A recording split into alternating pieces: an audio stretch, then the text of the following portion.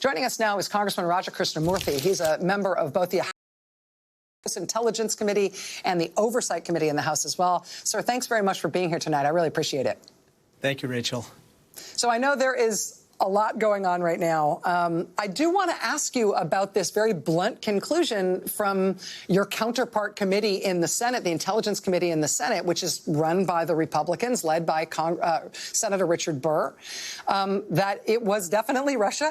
It was a big deal of a campaign. It was directed by the Kremlin, and they were trying to elect Trump. I wonder if you feel like that is going to have a knock-on effect for any of the impeachment proceedings you guys are pursuing or anything else that you're confronting right now when it comes to Bill Barr and the Justice Department and the White House.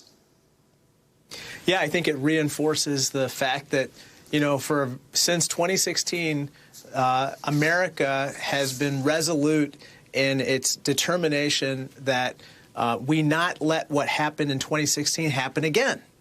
And that's, I think, part of the reason why I think American public sentiment is so in favor of this impeachment inquiry right now, because the allegations at issue are that the Trump administration is trying to get a foreign power to meddle in our democracy again, and this time in 2020.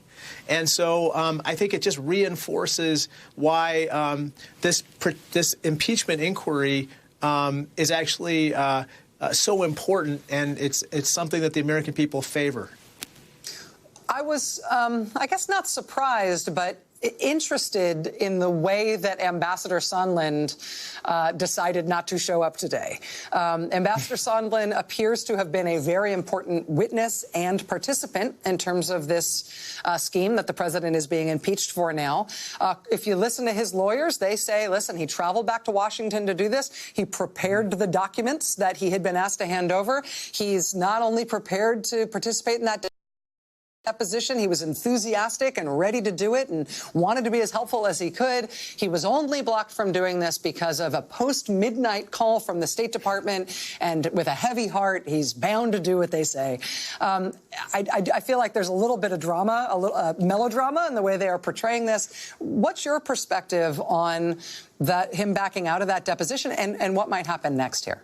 Well, we're going to make it just a little easier on him, Rachel, and that means we're going to give him a subpoena, which we delivered tonight, just to make sure that he has a personal invitation to appear.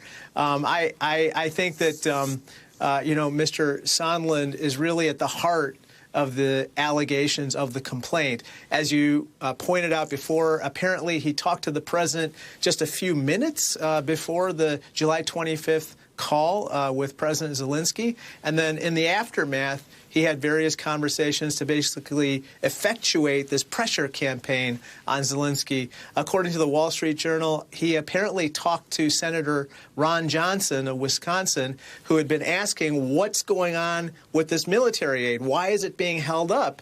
And apparently he was very frank with Mr. Johnson, Senator Johnson, and just told him, well, it all depends on these investigations happening with regard to Mr. Biden, as well as the Ukraine supposedly interfering in the 2016 elections, as opposed to Russia, which is, of course, a big bogus claim, which we can talk about that separately. But it's very important that we hear from Mr. Sondland. Do you expect, we got this letter from the White House today essentially saying that we are going to pretend that the impeachment proceeding isn't happening? As far as we're concerned, it's not a real thing, and so don't expect to get anything from us. I didn't particularly read that as a legalistic argument from the White House counsel's office. It seemed like just sort of a declaration of intent. Do you think that will change anything in terms of trying to get witnesses and evidence?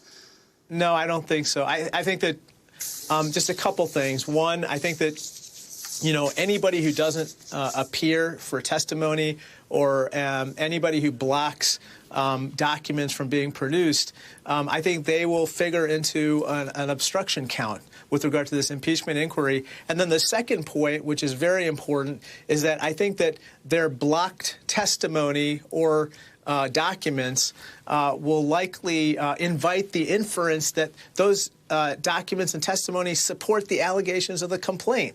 And now, Rachel, I think that because of public sentiment the way it is in support of this impeachment inquiry, I think that, quite frankly, the president and the White House stalling and delaying doesn't play well.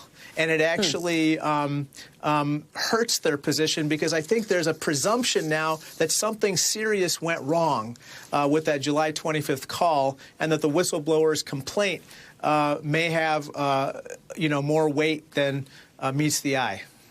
Congressman Raja Krishnamoorthi, member of the House Intel Committee and the Oversight Committee. Sir, thanks.